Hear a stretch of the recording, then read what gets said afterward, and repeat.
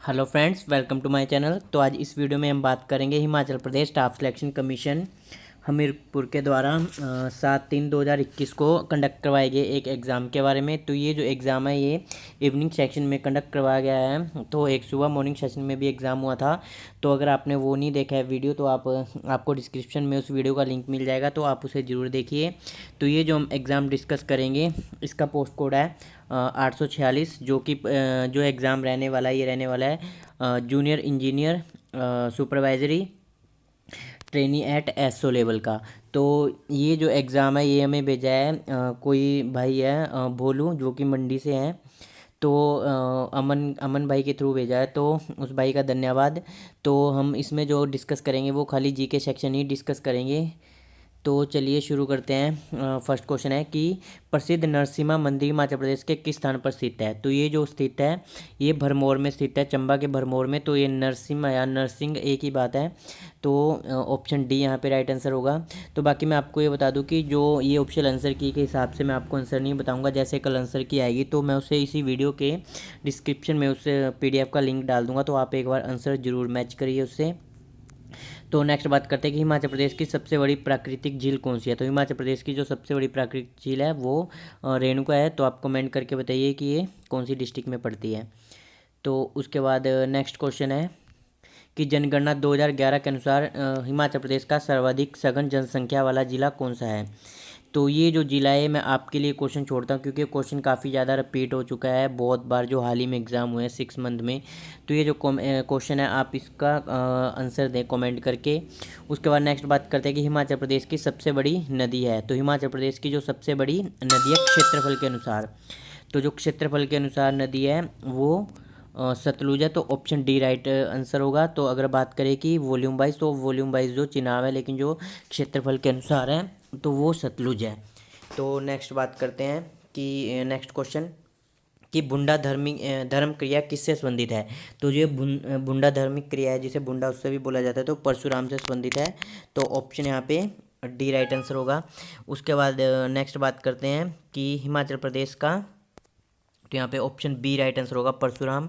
तो नेक्स्ट बात करते हैं कि हिमाचल प्रदेश के किस जिले में औद्योगिक इकाइयों की सर्वाधिक संख्या है। तो हिमाचल प्रदेश में जो सबसे ज़्यादा औद्योगिक इकाइयों की सर्वाधिक संख्या वो कांगड़ा में है।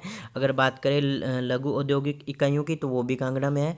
और बात करें कि जो सबसे ज़्यादा औद्योगिकृत जिला कौन सा है, तो सबसे ज़्यादा जो औद्योगिकृत जिला है वो सोलन है। तो उसके बाद यहाँ पे जो राइट आंसर होगा ऑप्शन डी राइट आंसर होगा कांगड़ा। उसके बाद नेक्स्ट बात करते हैं कि मऊनाग मेला हिमाचल प्रदेश के किस ज़िले में मनाया जाता है। तो जो मऊनाग मेला वो मंडी में मनाया जाता है। तो ऑप्शन ए राइट आंसर होगा। उसके बाद नेक्स्ट बात करते हैं कि हिमाचल प्रदेश का कौन सा व्यक्ति तब लोकप्रिय रूप से खली कहलाता है। तो हिमाचल प्रदेश का कौन सा व्यक्ति तब, तो ये जो दलीप राणा कहलाते हैं, जो कि सिरमौर जिले से संबंध रखते हैं। तो ऑप्शन ए यहाँ पे राइट आंसर होगा। उसके बाद नेक्स्ट बात करते हैं कि सुकेत रियासत का अंतिम शासक कौन था। तो जो सुकेत रियासत का अंतिम शासक वो लक्ष्मण सेन थे। तो ऑप्शन बी यहाँ पे राइट आंसर है। उसके बाद नेक्स्ट बात करते हैं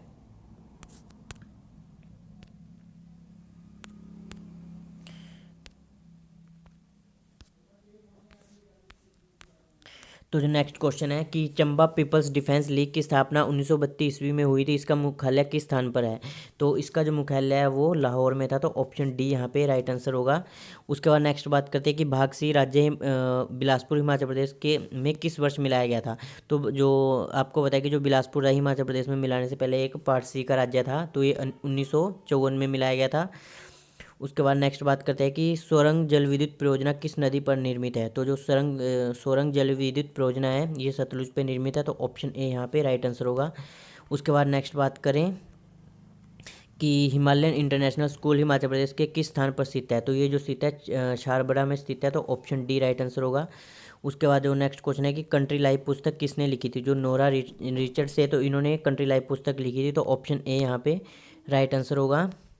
उसके बाद नेक्स्ट बात करते हैं कि यहाँ से करंट अफेयर शुरू होते हैं कि OSIRSC-RX क्या है, जो हाल ही में समाचारों में देखा गया था। तो ये जो अंतरिक्ष यान था। तो ऑप्शन ए यहाँ पे राइट आंसर होगा।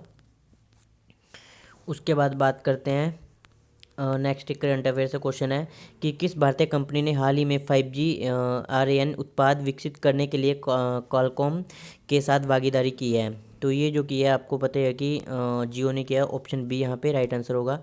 बाकी आपसे रिक्वेस्ट है कि प्लीज़ अगर आपने चैनल सब्सक्राइब नहीं करा है तो आप चैनल को सब्सक्राइब करिए और बेल आइकन भी दबाइए।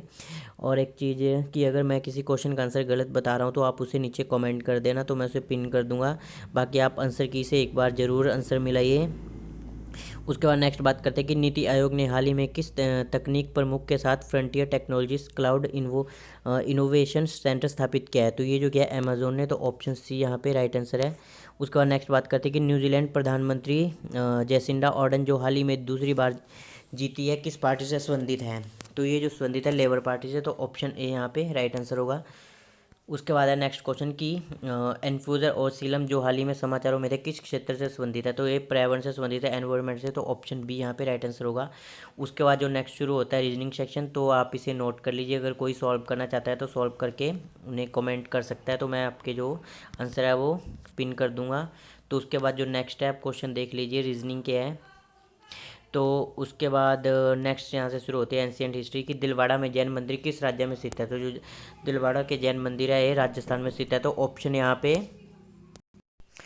ऑप्शन सी यहाँ पे राइट आंसर है। उसके बाद नेक्स्ट बात करते हैं कि मोहनजोदड़ो में सबसे बड़ा भवन कौन सा था। तो जो ग्रैनरी था जिसे अन्नानागार बोलते हैं, अन्न भंडार, तो ऑप्शन बी यहाँ पे राइट आंसर है। उसके बाद नेक्स्ट बात करते हैं कि भारत में सांप्रदायिक निर्वाचन पद्धति प्रथम बार प्रारंभ की गई थी। तो 1909 के जो मिंटो मार्लो सुधार थे इन्हीं के द्वारा की गई थी, ऑप्शन बी यहाँ पे राइट आंसर है। उसके बाद नेक्स्ट बात करते हैं कि कुतुब मीनार का अंतिम रूप से पुनः निर्माण करवाया गया था। तो जो ये करवाया गया था फिरोज शाह तुगलक के द्वारा करवाया गया था अंतिम रूप से। कि अगर एक क्वेश्चन इस तरह से पूछा है कि इसका जीर्णोद्धार कैसे करवाया गया था, किसने करवाया था अंतिम रूप से, तो फिरोज शाह तुगलक ही आएगा। बाकी अगर इस तरह पूछा होता क्वेश्चन की जो इसका जो निर्माण पूर्ण किसने करवाया था, तो इल्तुतमिश ने करवाया था।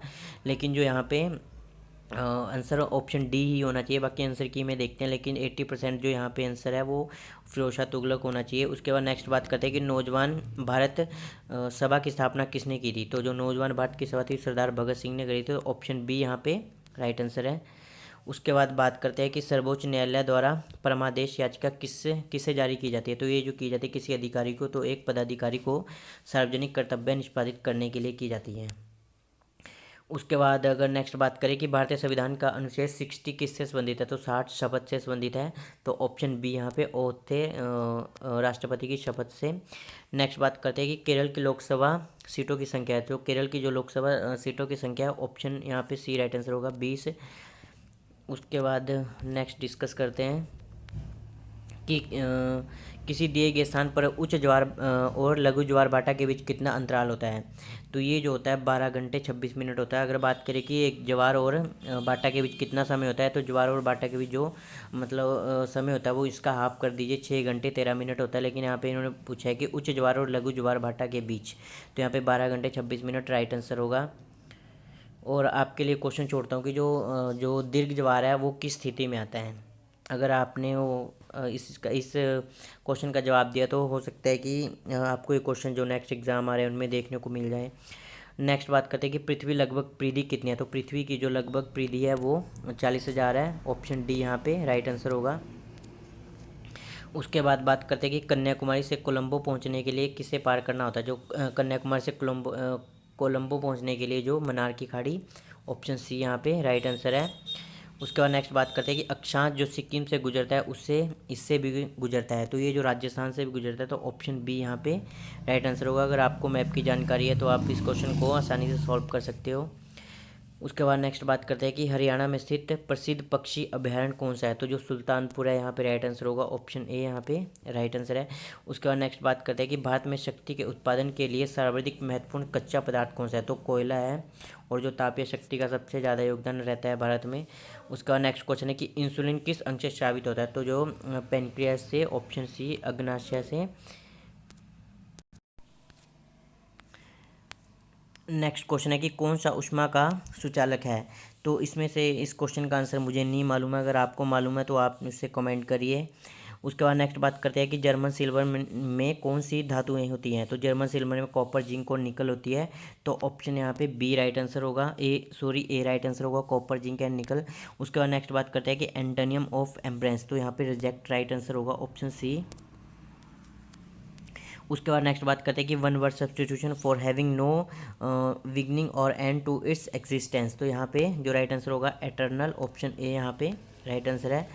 नेक्स्ट बात करते हैं कि meaning of the idiom to give currency is. तो इसका जो राइट आंसर ऑप्शन 54 का ए होगा, to waste of to importance. उसके बाद नेक्स्ट क्वेश्चन है कि नवरात्र में समास है। तो नवरात्र में जो समास होता है वो द्विगु होता है। तो जो भी H P S S C द्विगु को द्वंद्व यहाँ पे इन्होंने ऑप्शन दिया, तो इस हिसाब से यहाँ पे क्योंकि H P S S C द्वंद्व कोई जो भी संख्या वाले जो मतलब पीछे एग्ज़ाम में आए हैं तो उसमें द्वंद्व ही दिया है, तो इस वजह से यहाँ पे जो आंसर वो द्वंद्व होना चाहिए। बाकी हो सकता है कि क्वेश्चन कैंसिल भी हो जाए। नेक्स्ट बात करते हैं कि यद्यपि का संधि विच्छेद है। तो यद्यपि का जो संधि विच्छेद ऑप्शन डी होगा, यदि प्लस अपि। उसके बाद नेक्स्ट बात करते हैं कि 57 की था लेना मुहावरे का अर्थ है। तो जो था लेना मुहावरे का अर्थ है वो है भेद लेना, तो ऑप्शन बी यहाँ पे राइट आंसर होगा। उसके बाद नेक्स्ट बात करते हैं कि परिजात का पर्यायवाची है। तो जो परिजात का पर्यायवाची है, जो पुष्कर, अरविंद, कंज, अंबुजे सारे कमल के पर्यायवाची होते हैं, तो परिजात का पर्यायवाची हो सकता है कंज हो सकता है, लेकिन चांसेस बहुत कम है कि कंज होगा। बाकी कल आंसर की में पता लग जाएगा या क्वेश्चन कैंसिल हो जाएगा, तो जैसा भी होगा आपको फाइनल आंसर की पे पता लग जाएगा। तो इस वीडियो में इतना ही, धन्यवाद।